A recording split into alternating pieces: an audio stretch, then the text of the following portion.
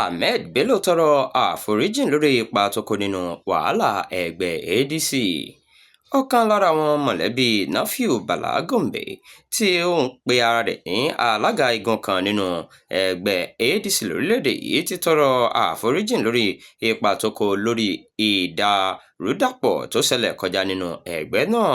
Nínú ọ̀rọ̀ kan tí Sultan Ahmed Bello gbé jáde lórí ìkànnì ayélujára ló ti sọ pé lónìí mo fẹ́ tọrọ àforíjì lọ́wọ́ gbogbo àwọn ọmọ ẹgbẹ́ àti àwọn alátìlẹ́yìn ẹgbẹ́ òṣèlú African Democratic Congress fún ipa tí wọ́n kó pẹ̀lú ọmọ ìyá mi Nafiu Gombe nínú àwọn ohun tó fa rògbòdìyàn àti àìdúródédé nínú ẹgbẹ́ wa nígbà tí mo jẹ́ olórí àpapọ̀ fún àwọn ọ̀dọ́ nínú ẹgbẹ́ náà. Ohun tí mo ṣe kò dára rárá, mo sì ti mọ ẹ̀bi mi lẹ́bi. Ohun tó ṣe pàtàkì báyìí ni pé mo ti mọ àṣìṣe mi, mo sì gba ojúṣe mi pátápátá. Mo sì ti pinnu pé èmi kò ní tó kópa nínú irú ìwà bẹ́ẹ̀ mọ́. Ìdàgbàsókè wa pẹ̀lú gbígba ojúṣe, mo sì gbàgbọ́ pé mímọ ẹ̀bi mi lẹ́bi ní ìgbésẹ̀ àkọ́kọ́ láti ṣe àtúnṣe.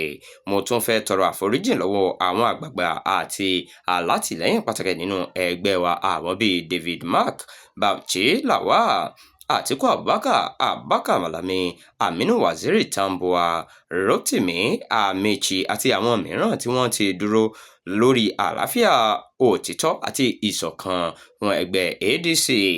Inú mi dùn pé wọ́n gba àforíjì mi, wọ́n sì gbà mí nímọ̀ràn pé kí n máa dúró lórí òtítọ́ nígbà gbogbo, kí n má sì ṣe darapọ̀ mọ́ ẹnikẹ́ni láti ba ìdàgbàsókè ẹgbẹ́ àti ìlànà ìjọba tiwantiwa jẹ́ mọ́. Lẹ́yìn ìrònúpìwàdà tó jinlẹ̀, mo ti darapọ̀ mọ́ apá ẹgbẹ́ ti Senator David Mark ń darí nítorí mo gbàgbọ́ pé ibẹ̀ ni ọ̀nà tó tọ́ àti ọ̀nà tó yẹ fún ọjọ́ iwájú ADC wà. Nafiu Bala mọ̀ gẹ́gẹ́ bí èmi náà ṣe sọ pé ó fi ipò rẹ̀ sílẹ̀ gẹ́gẹ́ bí igbákejì alága àti ẹgbẹ́ ADC. Lásìkò yìí lọ, mo ti ṣetán láti kó ipa rere nínú dídá rògbòdìyàn dúró. Ìdàgbàsókè pàtàkì kan yóò wá láti ọ̀dọ̀ mi láìpẹ́, àti pẹ̀lú oore-ọ̀fẹ́ Ọlọ́run èmi náà yóò kópa láti mú wàhálà ADC parí pátápátá.